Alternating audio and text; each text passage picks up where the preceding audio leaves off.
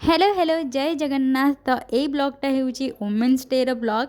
तो जेहेतु women's day थिला आमे तीन जण सांग मिसिकी जाइथिलु ओल्ड टाउन कैफे। आउ यार एम्बियंस बहुत ही सुंदर थिला, फोटो उठाया पई तो मस्त मस्त जगह थिला। आ एडा होची तार ओवरऑल भीतर रो व्यू। तापरे आसी जाइथिलु आमे एठी खाइबा ऑर्डर करिया पई। तो फर्स्ट हमर आसी जाइथिला एठी व्हाइट सॉस पास्ता, देन आमे पिज्जा भी ऑर्डर करिथिलु। तो दीटा जका हमर भेज ही थिला। आमे मशरूम व्हाइट सॉस पास्ता मगैथिलु आउ सेटा भेजिस पिज्जा एमती किछि थिला, तार ना मगैथिलु सेटा। तो पास्ता तो एठी हाँ ठीक ठाक लागुथिला, सेते भी भल नथिला, किंतु हाँ पिज्जा भल थिला। पिज्जार बेसटा भल सॉफ्ट थिला। आउ एठी मु मोर सांग को भी टिके खुआई देथिले खाइबा।